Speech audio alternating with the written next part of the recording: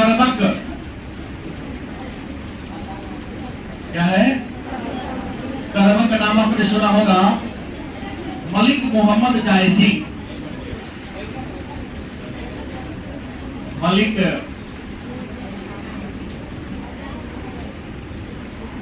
मोहम्मद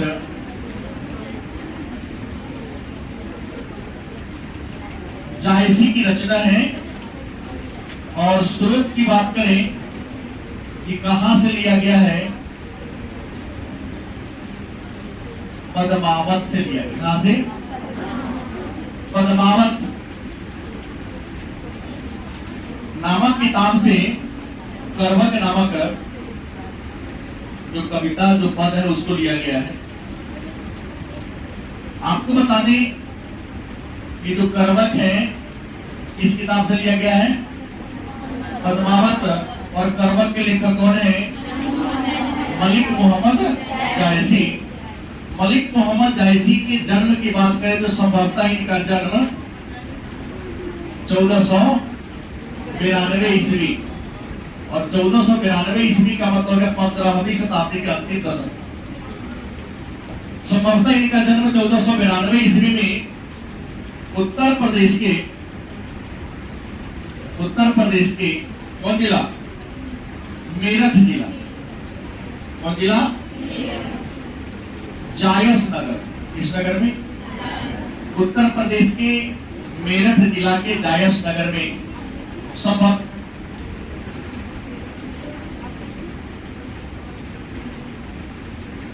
जिला अमेठी। इनका कब्र भी जान लो,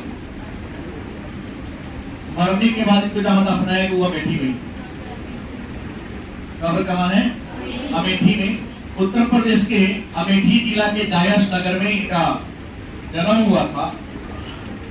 और जन्म कब हुआ? तो संभवतः 1492 ईस्वी। अगर सदी पूछे तो 15वीं शताब्दी के अंतिम दशक में या सीधे 15वीं सदी में। उत्तरार्ध होता बाद में हुआ था। पिता का नाम था मलिक शेख ममरेज। पिता कौन थे? मलिक शेख ममरेज इनके पिताजी का नाम था। और गुरु की बात करें कि इनके गुरु कौन थे? इनके दो गुरु थे, शेख मोहिद्दीन, शेख मोहिद्दीन तथा सैयद अशरफ जहांगीरी। सैयद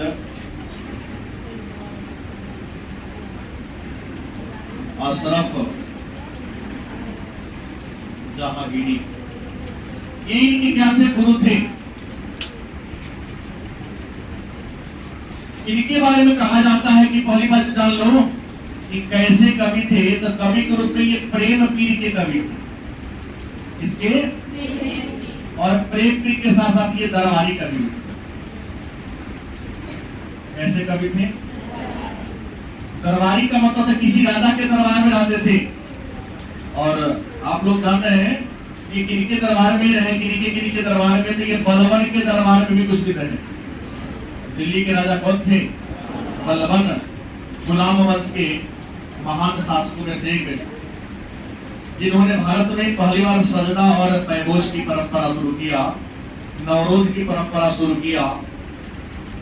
अरे यार, इल्तुतमिश के द्वारा गठित किया गया चालीसा को भंग कर दिया नहीं, और दिल्ली के राजा की हत्या कर दिया, जिनका दामाद था स्वयं राजा बन गया। 20 साल तक राजा के क्या।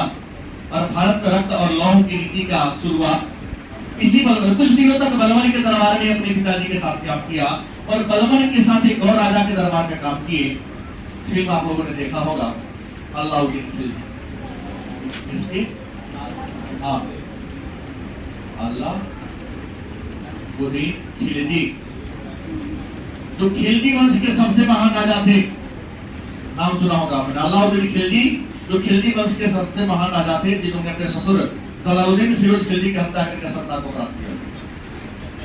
भारत में घोड़ा दागने की परंपरा हुलिया लिखने की परंपरा, बाजार नियंत्रण, मूल्य नियंत्रण के लिए अगर कोई फेमस है, दुधारू पशुओं पर टैक्स लगाने वाला दिल्ली का पहला राजा अलाउद्दीन खिलजी, और घर पर टैक्स लगाने वाला पहला राजा, और दक्षिण भारत को जीतकर अपने साम्राज्य में जोड़ने वाला पहला राजा कौन था? अलाउद्दीन। तो उसी के दरबार में रहा करते थे। बचपन में इनको चेचक बीमारी हो गया। कौन रोग हो गया था? ओकरा एक था पढ़ देना पड़ेगा, तब लगातार सो रही है नहीं। रेस्ट के दिन में हम लोग इकट्ठा हुए हैं कि कुछ ना कुछ एको सब तो सीख के जाएंगे। सीखने है ना, सीखने और सिखाने। हम भी आपसे कुछ सीख लेते हैं और आपसे भी आपसे सीख लेते हैं कुछ। शिक्षा क्या है? सीखने और सिखाने की प्रक्रिया है। थोड़ी मैं बहुत बड़ा विद्वान हूं, हम केवल सिखाने आए, नहीं। हम भी आपसे बहुत बातों को सीखते हैं। क्या सीखते हैं? हला गुला करना, चुप ना रहना, नहीं। बहुत ऐसी बातें हैं। कोई किसी का गुरु नहीं, प्रकृति का हर कौन एक दूसरे का गुरु नहीं। चलिए, तो चेचक माने कोसाई गांव में कहते हैं। चेचक नाम इनको क्या हो? चेचक नामक रोग हो गया। इस कारण बाई आंख और बाई कान से अंधे कह सकते हैं और गूंगे, सॉरी बाहर गूंगा तो बोलता नहीं। हाँ, मतलब चेचक की नामक बीमारी ने इनको रूपहीन बना दिया। क्या कर दिया? तब बाएं आंख से अंधा कना हो गए और एक कानों इनका बैठ गया, सुनाई नहीं देता था। बड़ा जोर से ही करने पर एक से सुनते थे थोड़ा थोड़ा ही, ऐसा बना। इनकी रचना की बात करें, कौन कौन किताब लिखा इन्होंने? तो बहुत किताब लिखा, लेकिन सबसे श्रेष्ठ किताब है पद्मावत। सबसे श्रेष्ठ रचना कौन है? पद्मावत। इसके अलावा अखरावट, आखिरी कलाम, यही ना है? आखिरी कलाम, चित्र रेखा, और भी कहरा नामा, कहरा नामा, और चंपावत। कौन है? चंपावत होली नामा,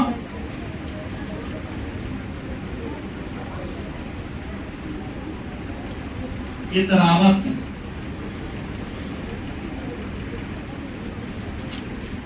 ये इनकी प्रमुख रचना है। हमने कहा कि मलिक मोहम्मद ऐसी कई रचना रची, लेकिन सबसे फेमस कौन है? पद्मावत।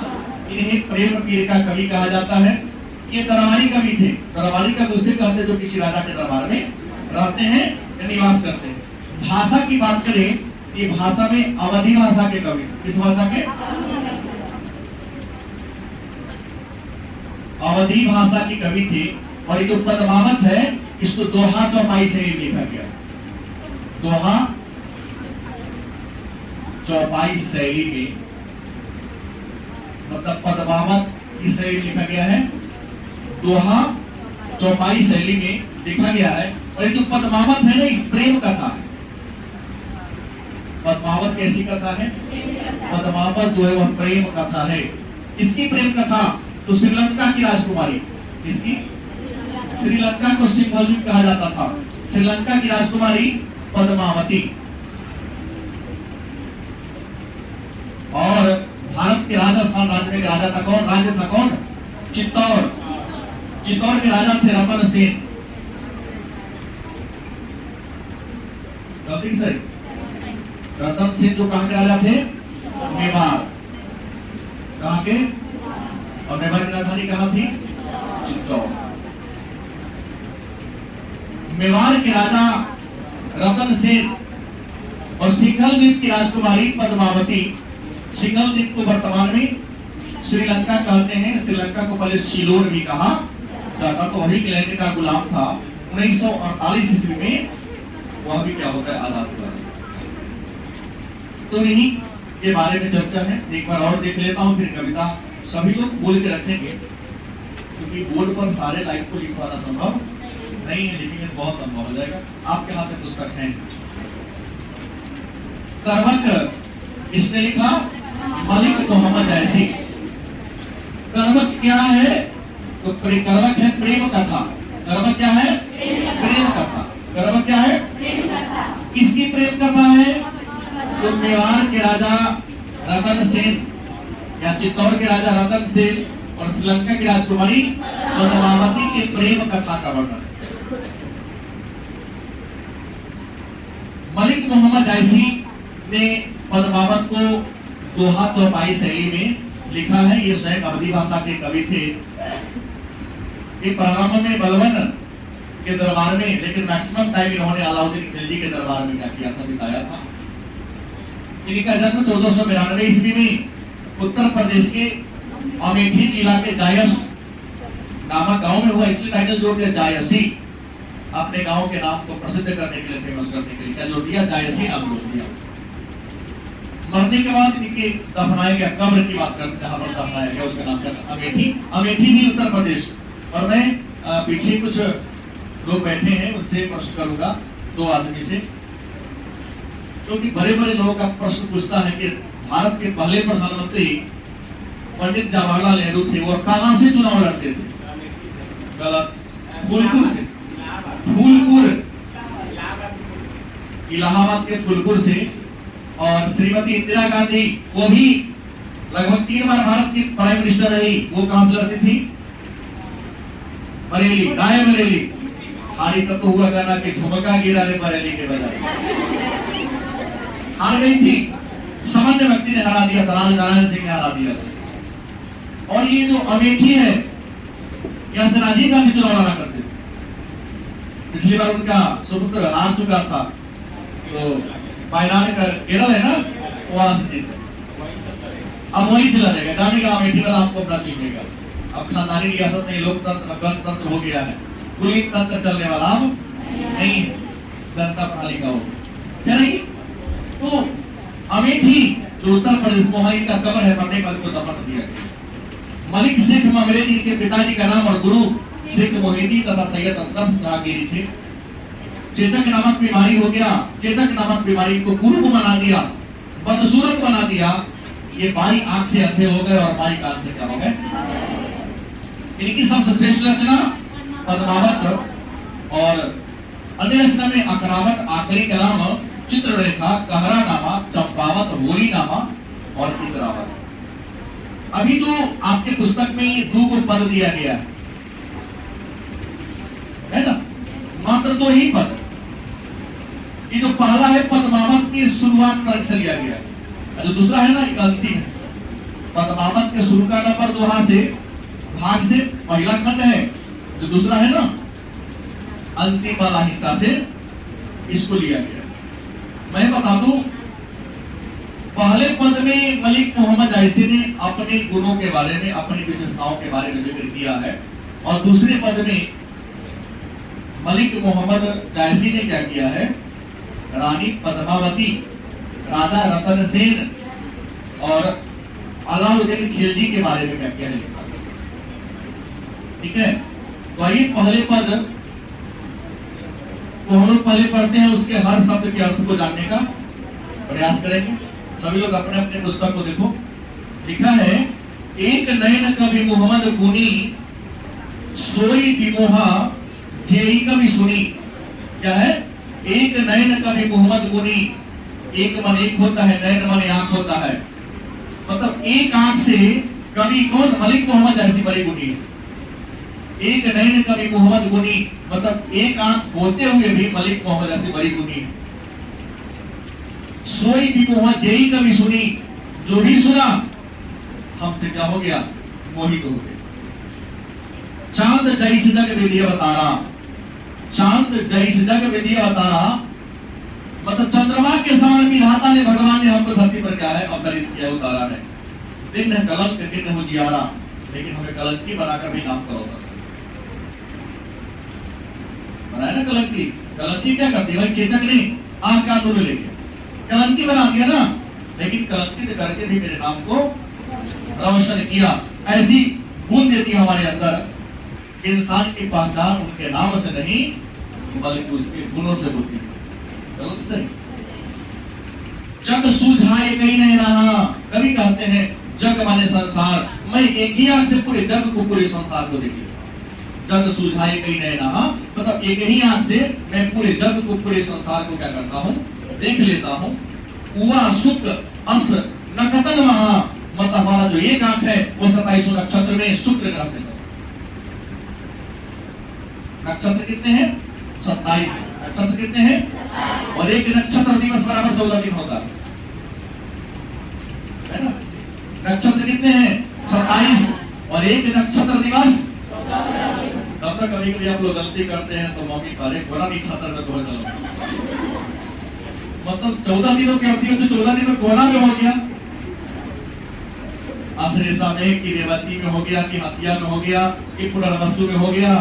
रोहिणी भी एक नक्षत्र है, एक आद्रा भी नक्षत्र है, चित्रा, मृगशिरा, ऐसे 27 नक्षत्र है। वही कभी कहते हैं उवा सुख अस नकतर महा, हमारा जो एक आंख है वह 27 नक्षत्र में शुक्र के समान है। जौल ही अम्ब ही नाम न होई, कभी कहते हैं याद रखो कि जौल ही अम्ब ही नाम न होई, जब तक आम में मंजर नहीं लगती। दापन में मंजर होता है, अम्ब ही मने आम, काफी मसा। जौल ही अम्ब ही नाम न होई मतलब जब तक आम में मंजर नहीं लगती है, तौल ही सुगंध बसाई न सोई, तब तक आम में सुगंध नहीं लगती।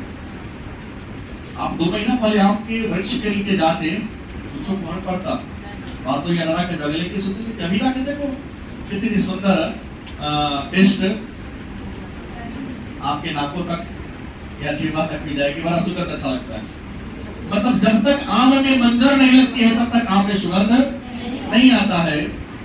किन्न समुद्र पानी जो खारा, किन्न है किया, समुद्र बनाते हैं, समुद्र के पानी को खारा बनाते हैं, कौन पिलाता है?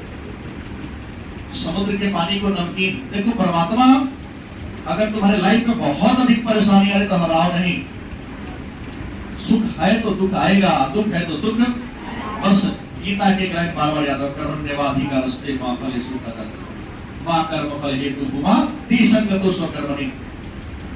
कर्म करना मत छोड़ो, क्योंकि अगर सही दिशा में कर्म करते रहोगे तो गारंटी है, देर ही सही लेकिन सफलता गारंटी है, नहीं मिलेगी, मिलेगी ना। वही लिखा किन्न समुद्र पानी जो खारा, विधाता ने समुद्र को, भगवान ने समुद्र के पानी को क्या बना दिया? खारा। खारा माने नमकीन। तो अति भय असुझा पारा, खारा है इसलिए तो बहुत बड़ा है, जिसको आर पार हम देख नहीं सकते, उसको पार पाना मेरे बस की बात। विधाता ने अंधा बना दिया, लेकिन अंधा बनाकर भी ऐसा कर दिया कि जब तक धरती रहेगी मलिक मोहम्मद ऐसी का नाम अगर पढ़ने वाले जानते। गलत से जो सुमेरु त्रिशूल विनाशा, जो सुमेरु त्रिशूल विनाशा मैंने विधाता ने अपने त्रिशूल से सुमेरु पर्वत को खंड खंड में तोड़ दिया। भगवान शिव के हाथ में त्रिशूल आता है, उन्होंने अपने त्रिशूल पर्वत, त्रिशूल से सुमेरु पर्वत को क्या कर दिया? खंड खंड में तोड़ दिया। हा कंचन गिरी लागा कासा,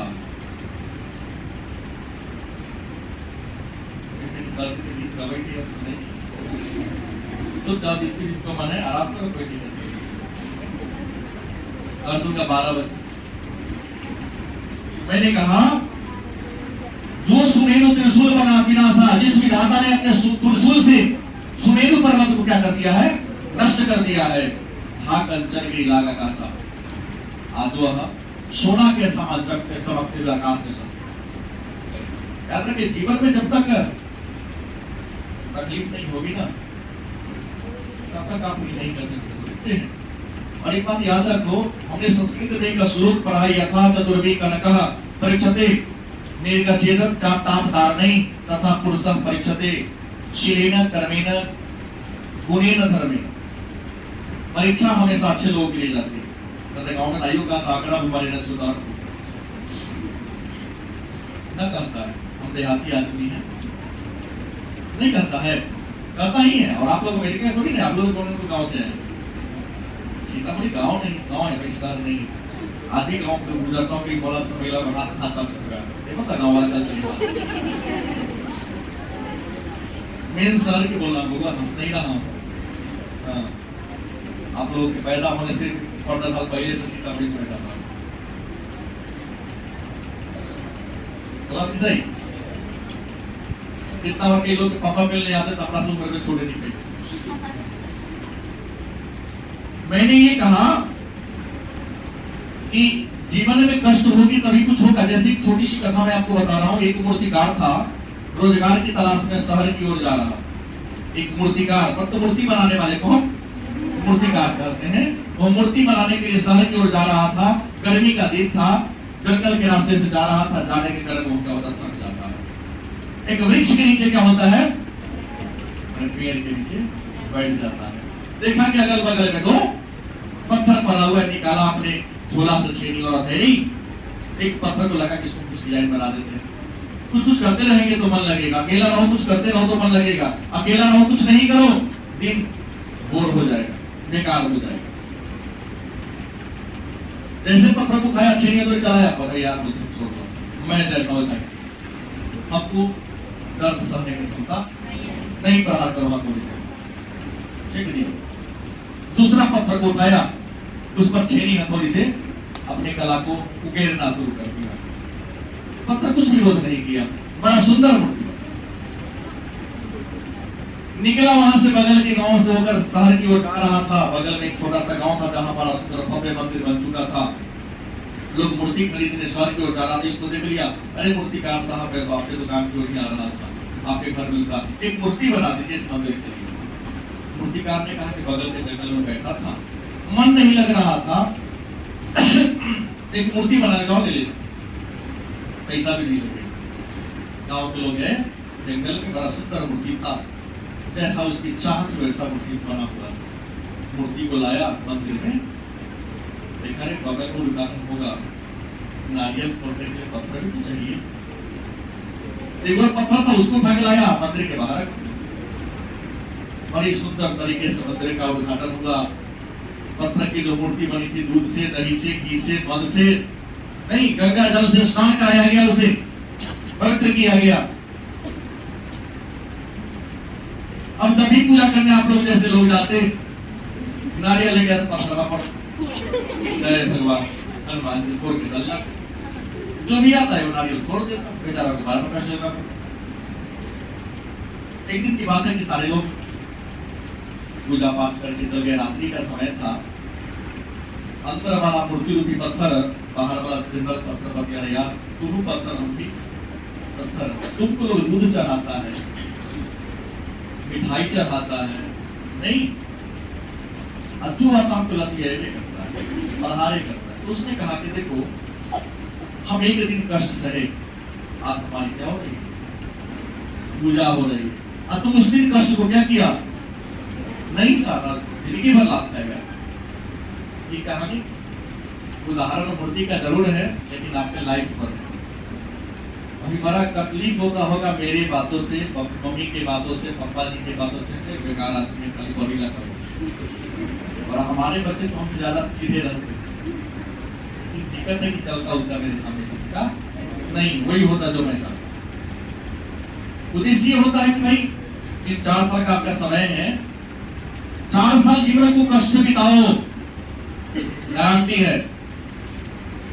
मंदिर में रखे मूर्ति की तरह बन जाओ, जो आएगा तुम्हारा सम्मान करेगा। और नहीं तो पढ़ाई से भागोगे तो भाई तभी रहे हो, बाहर वाला पता की तरह जो आएगा सो मंदिर के घंटा की तरह आएगा, बजा के चल जाएगा। तो मंदिर के घंटा नहीं बनना है, नारियल फोड़ने वाला पत्थर नहीं बनना है, तो क्या करना पड़ेगा, पढ़ना पड़ेगा।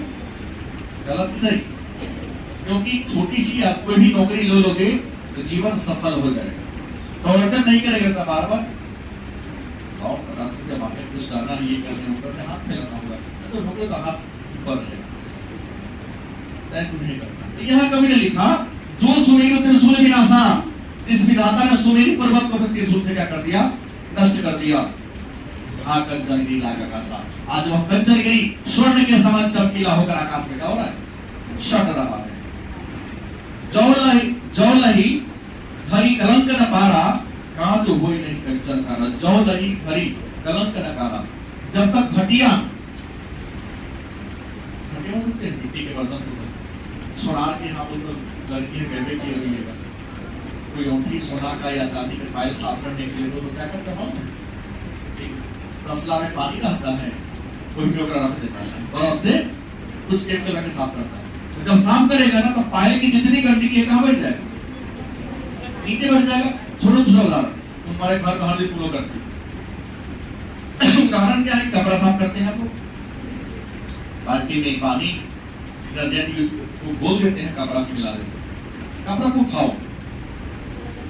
कुछ देर के बाद तो सारा गंदगी कहाँ बैठ जाएगा? बाल्टी के पेड़ में। कभी कहते हैं जौलही घरी कलंक न पारा, कहां तो वही नहीं कंचन कारा। जब तक गंदगी पात्र के नीचे नहीं बैठती है तब तक आपका कांच में शीशा का या सोना का हो चमक नहीं आती। तो ये इंसान को इस लाइन से सीख लेनी चाहिए कि हमारे अंदर भी 99 को बुराई थी, तो मैं भी जानता हूं बुराई का ढेर है मेरे अंदर, एक अच्छाई एक मैं बढ़ा देता हूं। नहीं, हमारे सारे बुराई को क्या करते हैं? हो सकता है तो आपके अंदर ऐसा नहीं, आपके अंदर बुराई होगी, आपको चमकना है तो अपने बुराई को क्या करना पड़ेगा? ध्यान रखना पड़ेगा। वह बुराई क्रोध के रूप में हो सकता है, ईर्ष्या के रूप में हो सकता है, द्वेष के रूप में हो सकता है, अहंकार के रूप में हो सकता है। बुराई के कई रूप हैं, गलत सही। तो आपके अंदर जो बुराई है, जैसे खटिया में कांच में चमक तब आती है, आभूषण में चमक तब आती है जब उसका पहला उसकी गति नीचे बैठ जाती है। तो इंसान भी तो सोना से ज्यादा कीमती है, डायमंड से भी ज्यादा कीमती है ना सोना इंसान, क्योंकि इंसान डायमंड को खरीद सकता है।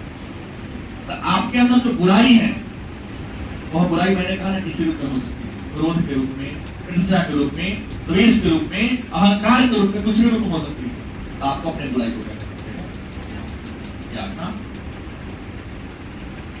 एक नैने दस दर्पण और कहीं निर्मल अभय। कभी नहीं कहते एक मेरे पास आंख है, वो भी किसके समान है? दर्पण के समान, आईना के समान है, तो बड़ा निर्मल है। क्योंकि आईना की खासियत है कि आईना कभी झूठ नहीं बोलता, जैसा तुम वैसा क्यों दिखता है। इसलिए कभी नहीं कहा कि हमारे पास एक आंख है और वो एक आंख कथी के समान है? दर्पण के समान, शीशा के समान है, हमारा निर्मल है। वही कहता है तो जैसे छोटा बच्चा वही बोलेगा जो देखा रहता है। वो क्या कुछ कहो तो चढ़ा दो, मैं काफी कहना के बाद एक लाइन सही वही बोलेगा जो देखा है।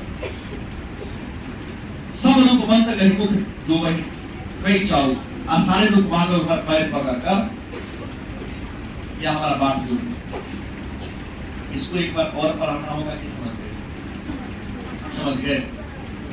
तेज गति से एक बार और चर्चा कर दो, उसका आवाज आ रहा है, एक बार और कर दिया जाए।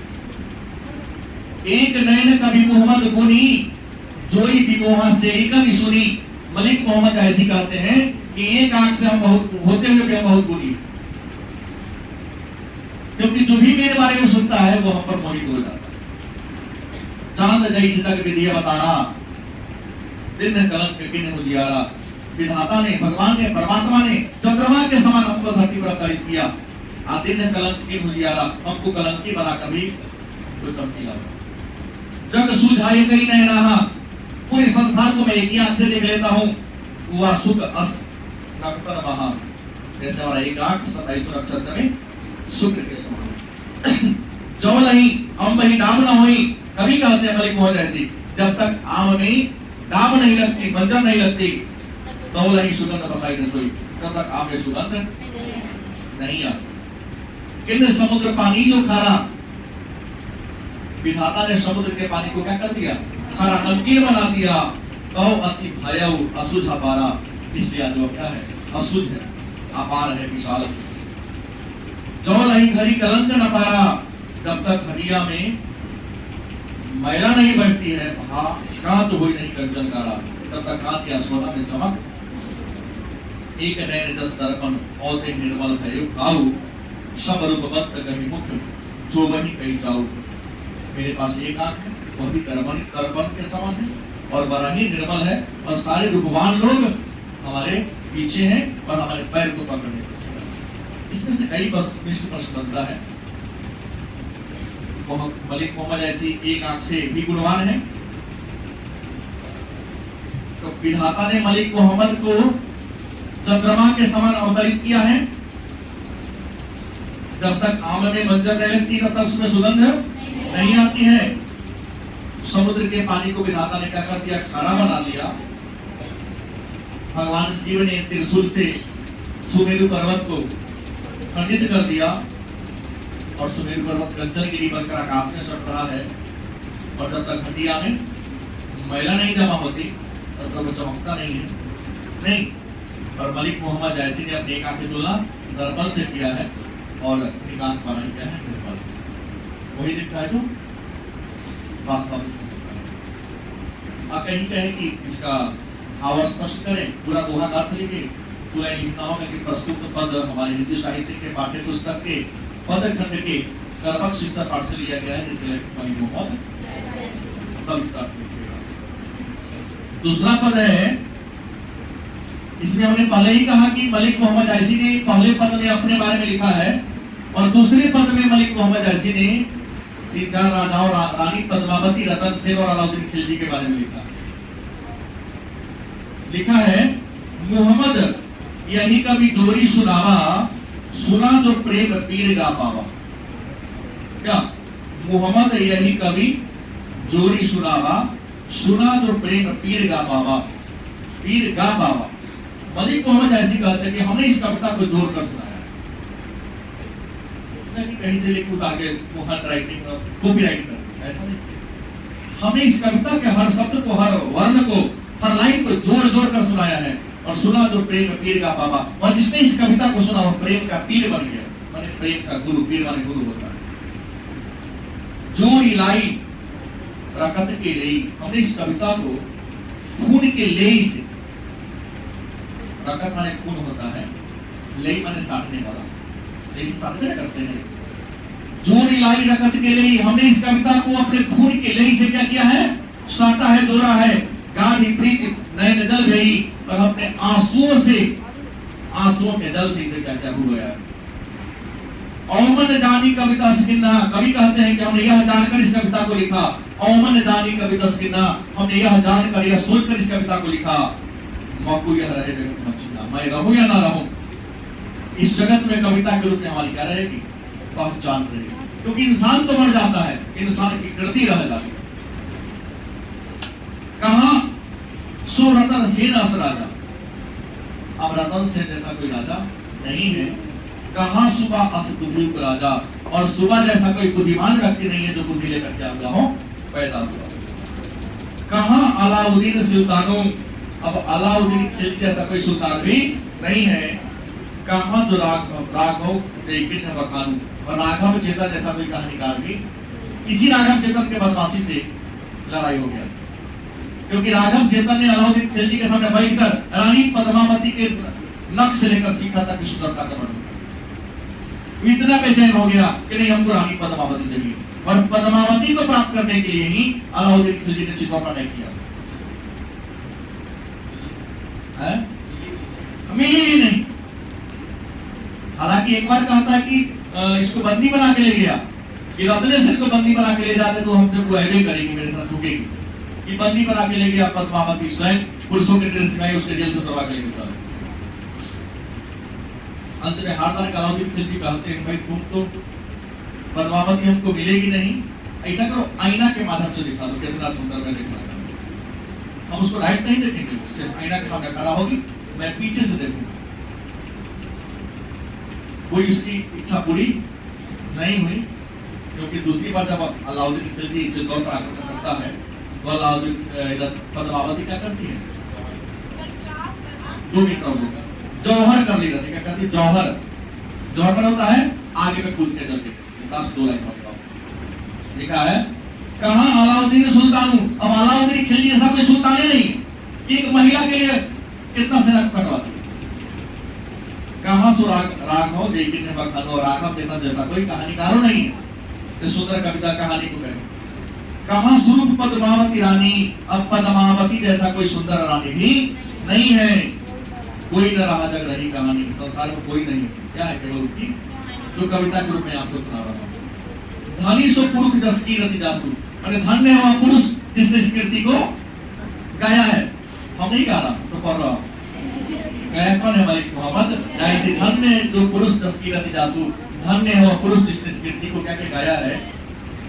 फूल मरे पे मरे न वासु, फूल को मुरझा गया, उनका सुगंध नहीं है। कोई न जगत जस बेचा, कई न लीन जस मोल, जो यह पढ़े कहानी हम सब रे तुझ बोलो। इस संसार में न कोई जस को बेच सकता है, न जस को। मेरा जो गुण है मेरे अंदर रहेगा, और आपका जो गुण है, क्योंकि जस को या गुण को खरीदा और बेचा नहीं जा सकता है। और जो भी इस कहानी को पढ़ेगा, इस प्रेम कथा को पढ़ेगा, कम से कम 2 लाइन मलिक मोहम्मद ऐसी के बारे में जरूर पढ़ेगा। तो कैसे ये हो गया?